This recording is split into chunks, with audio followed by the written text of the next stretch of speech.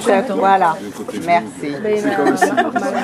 La mère de mon ex. Avec mon frère aussi. Ah ouais, moi je vais j'ai pas fait Super. Vous allez voir, ça va vite. Hein.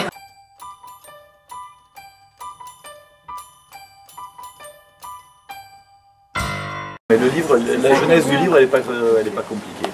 On est venu me voir au moment où j'avais encore une étoile au guide Michelin. Quelqu'un de chez Flammarion m'a dit, parce que c'est la mode, il faut savoir que quand même il sort 1600 livres par an de cuisine. Donc les 1600 livres font que quand Flammarion, enfin lorsque Flammarion est venu me voir pour me dire est-ce que vous voudriez faire un livre, j'avais pas trop d'idées. Enfin, j'en avais une, mais j'avais pas envie encore de l'exprimer.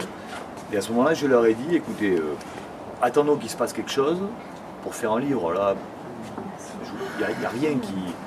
Et je leur ai dit, on va attendre qu'il y ait la deuxième étoile qui arrive. Parce qu'elle part. Non, je n'ai pas dit parce qu'elle est arrivée. Je l'espérais. Il se trouve que l'année suivante, j'ai eu la deuxième étoile. Et en obtenant la deuxième étoile, ils ont retapé à la porte. Et à ce moment-là, ils m'ont dit, est-ce que vous avez un synopsis qui pourrait faire que... Qu'est-ce que vous allez nous raconter sur ce bouquin? Je leur ai dit oui, et je suis parti du constat simplement d'avoir des clients qui me demandaient régulièrement, qui me posaient la même question, c'est-à-dire d'où vient l'idée de vos plats? J'avais pas envie de faire un livre de saison, un livre de produits, un livre... ben voilà, tous ces livres qui font que un de plus dans la bibliothèque. Alors, je ne dis pas que le mien est forcément plus marrant que les autres, mais je dis que simplement je voulais raconter l'histoire de ma cuisine par rapport à mes origines, par rapport à mon passé, mon cursus. Donc ça c'était la première idée. La deuxième idée c'était de laisser une trace à mes enfants, parce que j'ai 3 enfants, 3 garçons, et ça j'y tenais. Et la troisième idée, c'était justement de communiquer avec les jeunes des écoles hôtelières. Pour leur dire, voilà, moi je ne suis pas le fils 3 gros, le fils blanc, le fils... Moi, ma mère vendait des sous-vêtements féminins, mon père était comptable, il suffit de le lire, et je me suis fait tout seul.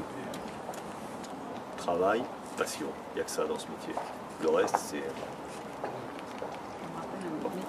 À partir de là, j'ai donné mon... Pardon? Je dis ça me rappelle un autre métier. Oui, il y en a d'autres. Hein. Celui de vigneron aussi. Travail, passion. Travail, passion, il n'y a que ça. Et pas le talent. Le talent, ça se travaille. Il faut du talent pour travailler. Il faut du talent pour travailler, on se mord la queue là. Non, je dis que simplement, pour les gens qui ont du talent, et souvent c'est ce que je donne comme exemple aux jeunes, c'est l'exemple de Zidane, c'est un type talentueux, mais il a fallu qu'il bosse comme un malade pour en arriver au résultat. Je dis que voilà, le talent ne suffit pas. Alors si en plus il y a un petit peu de talent dans le travail, dans la passion. Donc je reviens à l'histoire. L'histoire a fait qu'on a donné le synopsis à Flammarion, ils ont adhéré de suite, et à partir de là, eh bien, le livre s'est fait avec mon maigre, Jean-Claude Renard, qui avait déjà fait quelques livres, puisque le dernier qu'il avait fait c'était celui de Yves Candeborde, et puis on avait fait d'autres encore, il écrit dans un journal, il est journaliste dans un journal, je vais taire le nom parce que c'est une connotation politique. Pour ce qui est du photographe, il s'appelle Hervé Lefebvre, et c'est un type connu sur Bordeaux, brillant. Ça a été une rencontre avec Hervé dans la mesure où la première fois que j'ai collaboré avec lui, c'était pour les magasins Leclerc, pour la foire au vin. Il est venu me voir, Leclerc l'a envoyé à moi, et il lui a dit « Est-ce que vous voudrez faire un accord mets-vin pour les magasins Leclerc pour la foire au vin ?»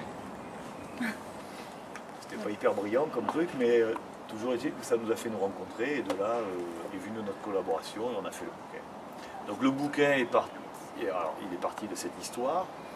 Jean-Claude est venu régulièrement ici, je lui ai raconté ma vie, il a mis en scène, et après pour ce qui est des photos, on a fait en fait le tour de France dans nos parcours.